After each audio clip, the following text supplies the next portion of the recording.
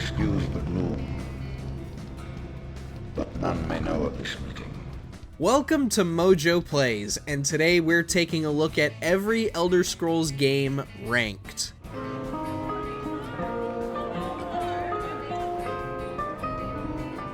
While we will be ranking the mainline Elder Scrolls games, we will not be including expansions as those are simply packs of additional content. We also will not be including the card game spin-off, The Elder Scrolls Legends. Which adventure in Tamriel was your favorite? Let us know down in the comments.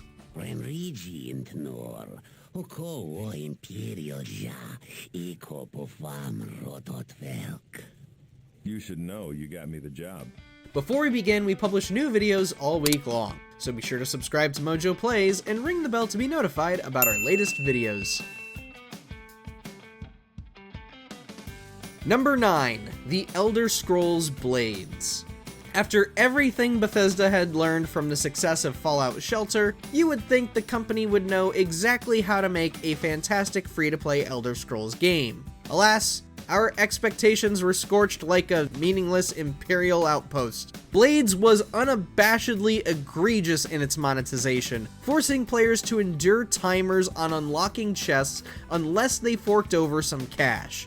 Adding to the abysmal quality is the technical performance. Regardless if you're on mobile or Switch, this game chugs, even when there isn't a whole lot happening. We would much rather get launched by a giant.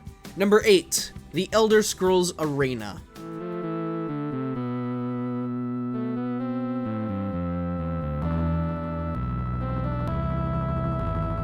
Whereas Blades is just a bad game, we cannot say the same for the very first Elder Scrolls game. Arena isn't really that bad of a game, but you have to look at it through the lens of how RPGs were designed in the 90s to truly appreciate it. I mean, can you think of any RPGs today that require you to flail your mouse like a madman in order to swing your sword?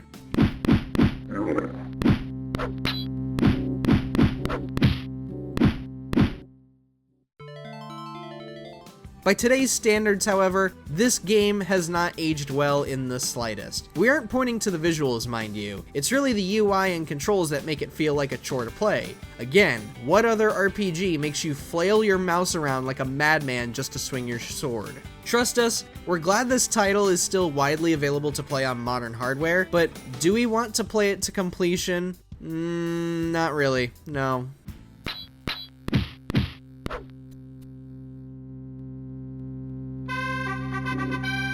Number 7. An Elder Scrolls Legend, Battlespire.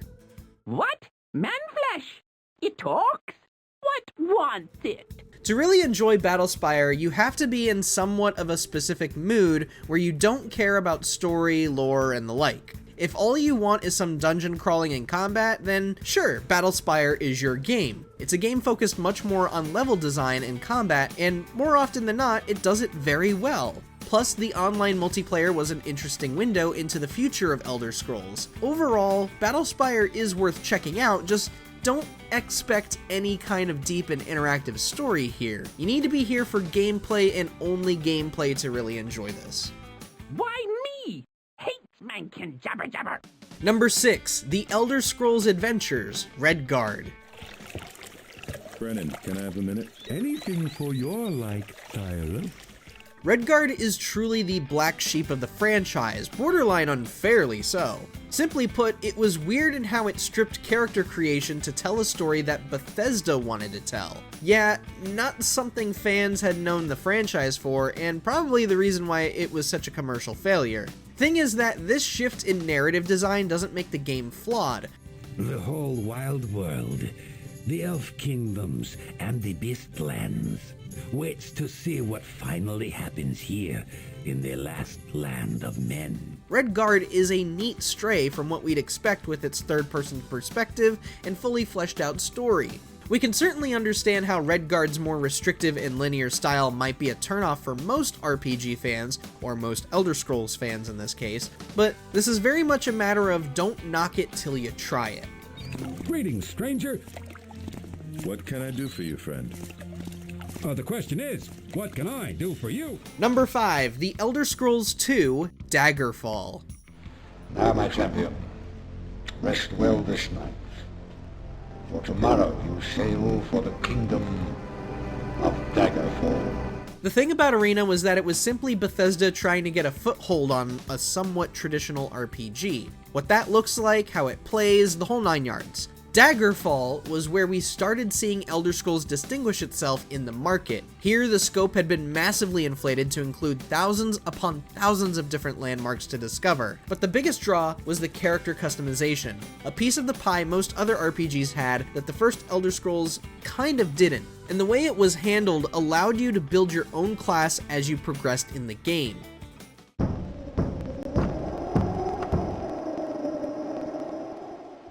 There was a lot of freedom here in what kind of character you wanted to play as, and Daggerfall wasn't afraid to get nuts either. There were events where you could become a werewolf or vampire, you could create your own spells, joining guilds could lead to even more events you wouldn't find playing normally. There was just so much to discover here. This was where Elder Scrolls was truly born, and it only went up from here. It would have gotten higher if it wasn't for the weird sword flailing mechanic. Like, that, personally, that just befuddles me, alright? I'm sure for a lot of you it makes sense, for me, not so much.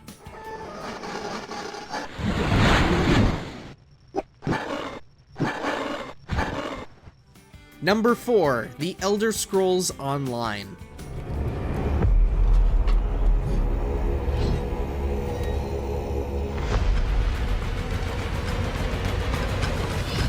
It is truly fascinating to look back on ESO's history. Initially, it was regarded as one of the worst games of 2014. It was insanely glitchy, the subscription model gave users very little value, and there just wasn't much to do in general. But after a handful of updates, things started looking up as more players took notice of new expansions and the improvements in visuals, UI, and gameplay.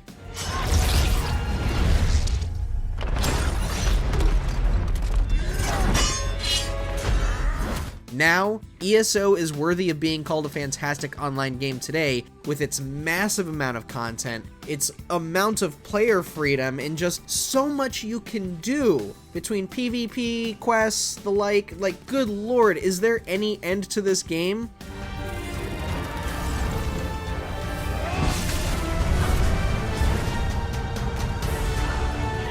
Number 3, The Elder Scrolls 3: Morrowind.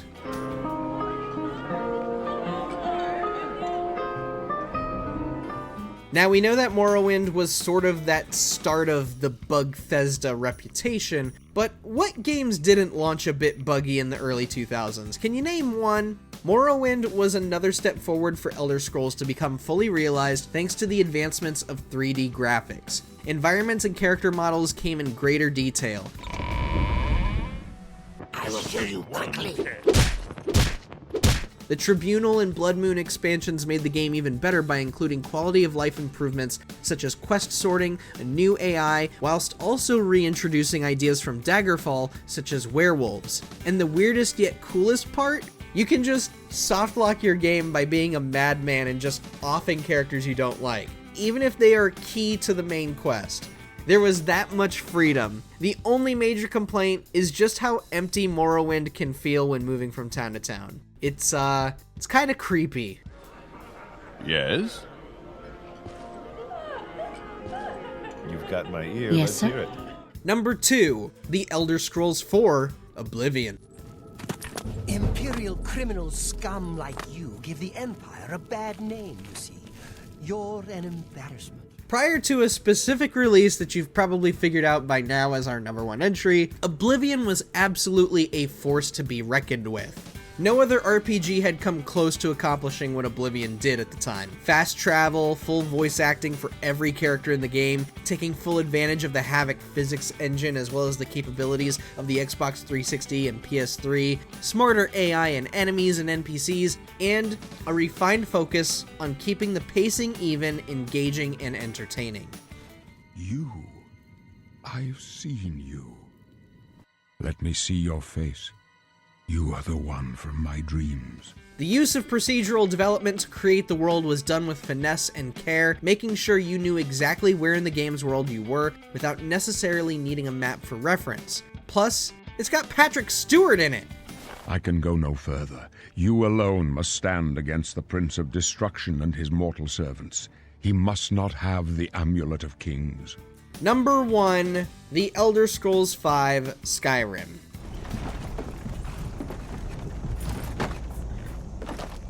Let's go. Shouldn't keep the gods waiting for us. It's Skyrim, man.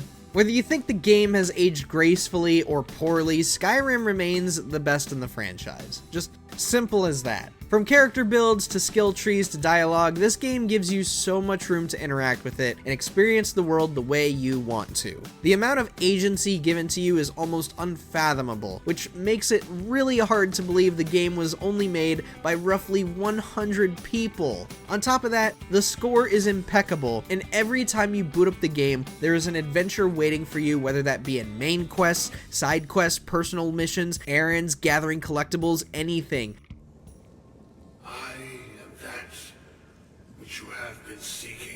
We can make fun of how many times this game has been ported and remastered and re-released and anniversaried and whatnot, but at the end of the day, this right here, Skyrim, was everything Elder Scrolls had been reaching for since 1994. And that's why it's our number 1 Elder Scrolls game of all time.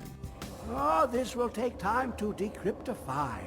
Be on your way, and Septimus will find you if he has further need. Did you enjoy this video? Check out some of our other videos here on MojoPlays, and don't forget to subscribe for more great stuff every day.